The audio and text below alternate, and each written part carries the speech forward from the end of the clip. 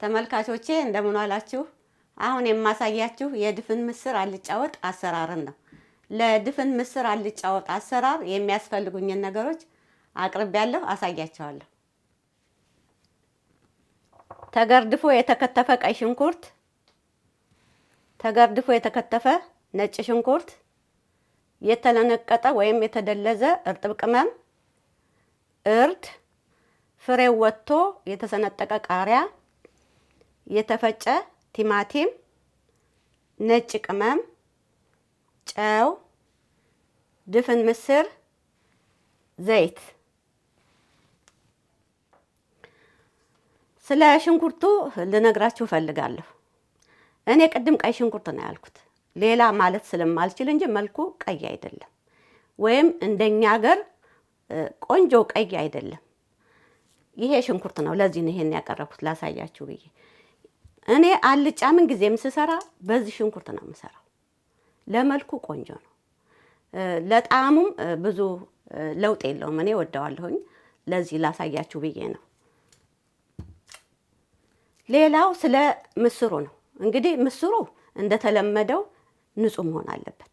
እኔ አገሬ ያለው ያው እንደምታውቁት ነው። ከተገኘው ከገበያ ይገዛና መጀመሪያ አጥበዋለሁ፣ ምንም ሳለቅ። ይችል ልንገራችሁ ብዬ ነው፣ ጊዜ ይቆጥባል።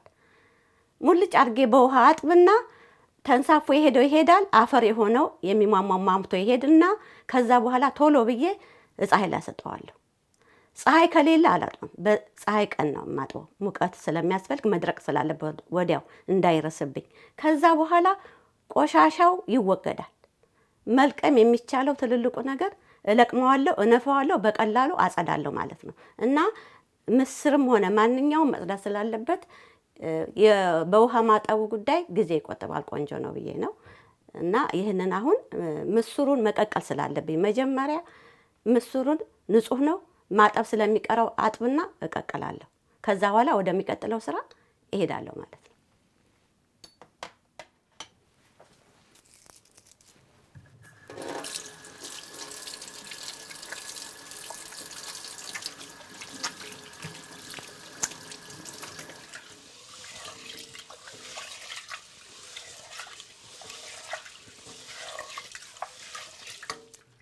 አሁን በደንብ አጥቤዋለሁ ንጹህ ውሃ እስከሚወጣው ድረስ።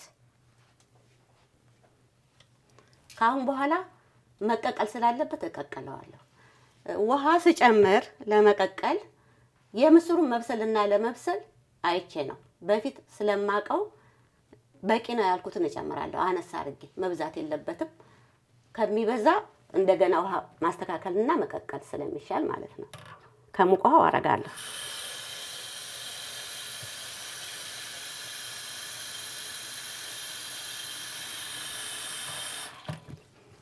ይሄ ይበቃኛል። ክድን አደርግና ጣድ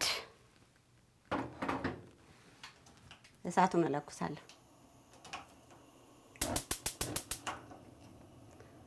አሁን ከፍተኛ ላይ ነው የማደርገው፣ እንዳይገነፍል እከታተላለሁ እዚሁ ሆኜ። አሁን ምስሩ ይብሰል፣ ሽንኩርታችንን እንጥዳለን።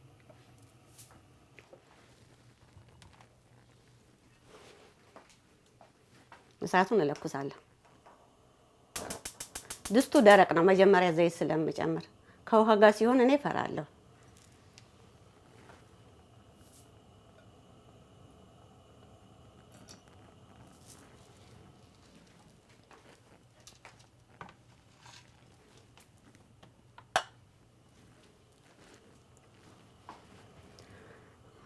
አሁን ዘይቱ ሙቋል። ነጭ ሽንኩርቱን እጨምራለሁ። ነጭ ሽንኩርት በርከት ማለት አለበት።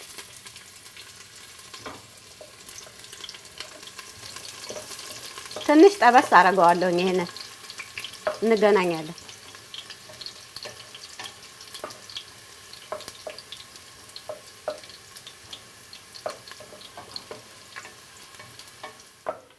አሁን ሽንኩርቱ ትንሽ ጠበስ እያለ ነው። መጀመሪያ ነጭ ሽንኩርት አስቀድሜያለሁ። ለምንድን ነው? ከዘይቱ ጋር ትንሽ ጠበስ ሲልና መልኩን ጨምደድ ሲያደርግ ለአልጫው ጣዕም ቆንጆ ነው። ለዚህ ነው ነጭ ሽንኩርት ያስቀደምኩት። እና አሁን የምትጠነቀቁት ምንድነው? ዘይት አስቀድሜ አሁን ነጭ ሽንኩርት በሚጨምርበት ጊዜ እሳቱ ከበዛ ክትትል ከሌለ ሊቃጠል ይችላል ነጭ ሽንኩርትና እዛ ላይ ነው ጥንቃቄ የምትወስዱት። እሳቱን ቀነስ አድርጋችሁ ከበዛ የሚቀጥለውን መጨመር ነው። አሁን ይበቃዋል። እኔ የሚቀጥለውን እጨምራለሁ ማለት ነው። ይሄ ቀይ ሽንኩርት ነው። ቶሎ አማስልና ወደሚቀጥለው ለመጨመር እሄዳለሁ።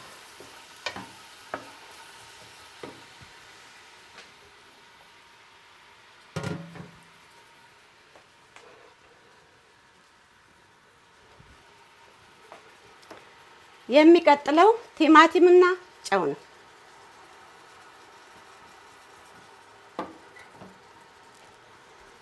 ከዛ ቲማቲሙን እጨምራለሁ።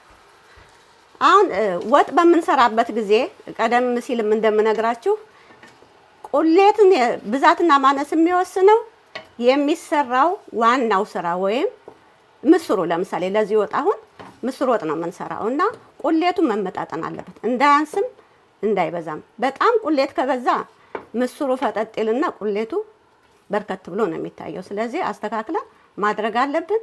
አሁን ይሄንን እኔ እንደዚህ ያደርግና ትንሽ ውሃ ጨምርና እንዲበስል ክድን አደርገዋለሁ። ለምንድነው እንደሌላው ወጥ ያላቁላላሁት? አልጫ ስለሆነ ያልጫ ሽንኩርትና ቲማቲሙ ጠቆር ብሎ መልክ እንዳያበላሽ ቶሎ እንዲበስል ነው። ሽንኩርትን በጣም የምንጠብሰው እንዲጣፍጥና ቶሎ እንዲበስል ነው በዘይት የምንጠብሰው። ይሄ ከሆነ ግን ይቆያል እና ቢቆይም መልኩ ቆንጆ ይሆንልናል ማለት ነው። ስለዚህ በሽንኩርቱ ልክ ውሃ ጨምራለሁ። አሁን አማስለዋለሁ ማለት ነው። ይሄው ውሃው በሽንኩርቱ ልክ ነው። ክድን አደርጋለሁ።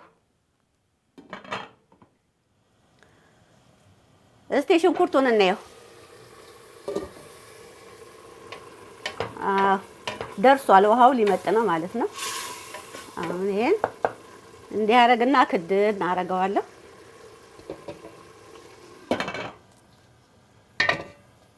ምስሩ በስሏል።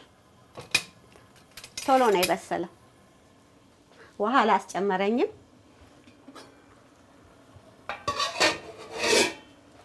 ይኸውላችሁ በስሏል። ከዚህ በላይም ከበሰለ ይቦካል ስንከልሰው ማለት ነው። ስለዚህ ይሄ በቂው ነው። እሳቱን አጠፋለሁ። ያው መብሰሉን የምናውቀው እንዴት ነው? አንደኛ በአይናችን ነው። ሁለተኛ ደግሞ ይሄው እንዲህ ስናደርገው እንዲህ አድርገን ደፍጠጥ ማለቱን እናያለን። በቃ በስሏል ማለት ነው። ስለዚህ ይሄ ይቀመጥ። ወደ ቁሌታችን ማቁላላት እንሄዳለን። ምስሩ ተቀቅሎ አለቀ፣ ተዘጋጀ።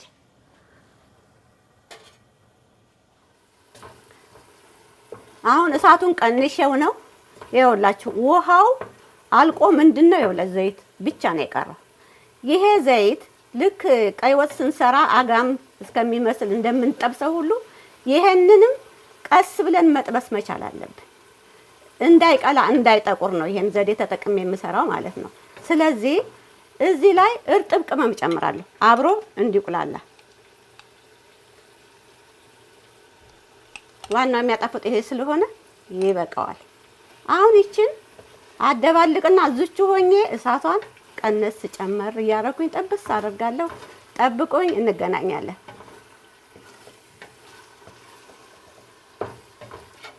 ይኸውላችሁ እንግዲህ ዋናው የዚህ ቁሌት ጉዳይ ነው ወጡን ሊያጣፍጠው የሚችለው።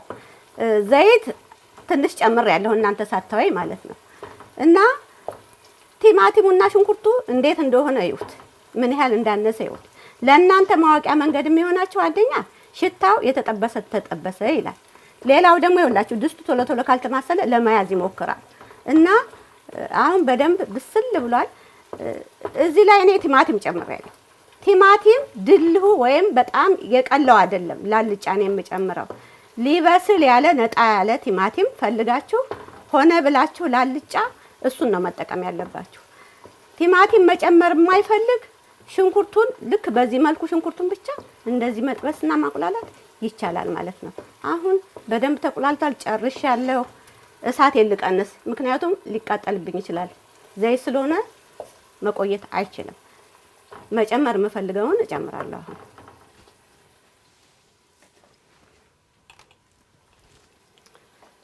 ቀጥዬ እርጥብ ቅመም እጨምራለሁ። ቅድም እርጥብ ቅመም ጨምሬያለሁ። የቅድሙ እርጥብ ቅመም ጣዕምና ያሁኑ አንድ አይደለም። የቅድሙ የተጠበሰ ጣዕም ነው ያለው፣ ይሄኛው ደግሞ የጥሬው አለው። ስለዚህ ትንሽ አላበዛም እጨምራለሁ። ብዛቱ ምንድነው የሚወስነው? የምስሩ ብዛት ነው፣ ቅመሙ ነው የሚወስነው። ያላስፈላጊ ከጨመር በስቶ ይበላሻል። ከሚበዛ ቢያንስ ይሻላል።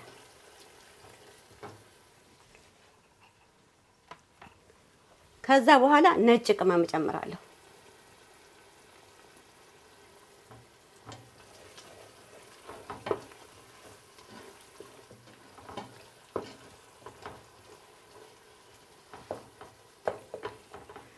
አሁን ምስሩን ነው የምጨምረው።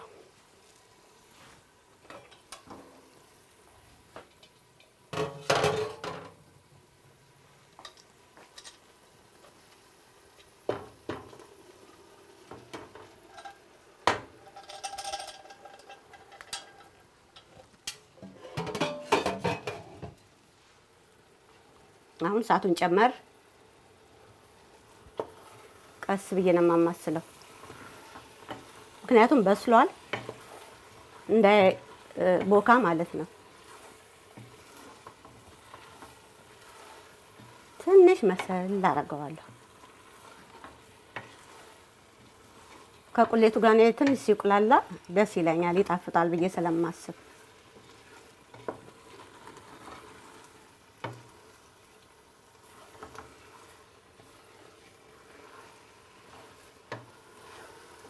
እሺ ቶሎ ነው የተመለስኩት፣ ምክንያቱም ምስሩ ይበላሽብኛል። አሁን ውሃ እከልሳለሁ። ቀስ እያልኩ ነው መከልሰው፣ ባንዴ አይጨመርም ውሃ።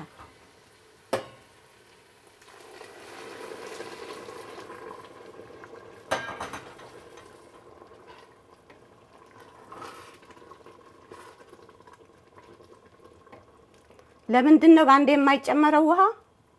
ሊቀጥን ይችላል። የበሰለ ነገር ነው፣ ከቀጠነ በምን እናስተካክለዋለን? ቢወፍር ግን ማስተካከል ይቻላል። አሁን ጨምራለሁ።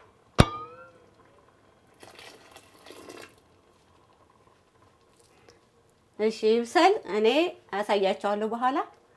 ይፍላ። አሁን እኔ ትንሽ ውሃ ልጣት።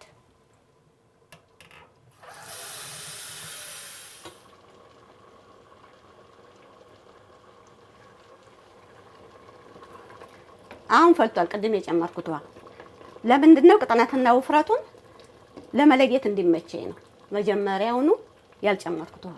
ስለዚህ አሁን ትንሽ እጨምራለሁ።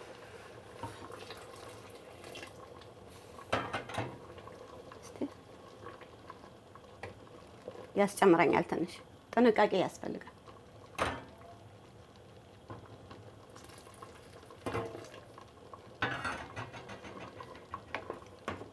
ይበቃዋል። እሳቱ ይጥፋ፣ ይሄኛው ከፍ ይበል። የሚቀጥለው ደግሞ እርድ ነው። እርድ እኔ ወደ መጨረሻ የምጨምርበት ምክንያት እርድ ለብዙ ነገር ስለሚጠቅም ጥቅሙ እንዳይቃጠል ብዬ ነው ከቁሌት ጋር ማልጨምረው። እንደዛ ቢሆን ጥሩ ነው።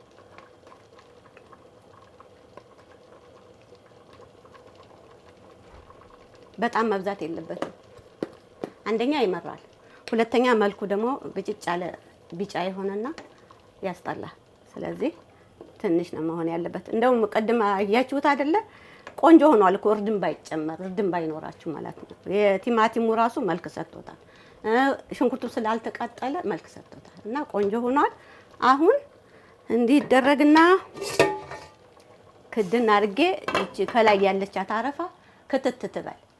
እንደሌላው ወጥ መቆየት ምናምን አይችልም። ይሄ ምስሩ ስለበሰለ እከታተልና አረፋዋን ከተት ስታደርግ ቃሪያን ጨምሬ ማውጣት ነው። ጠብቁኝ፣ እንገናኛለን። ጨርሰናል።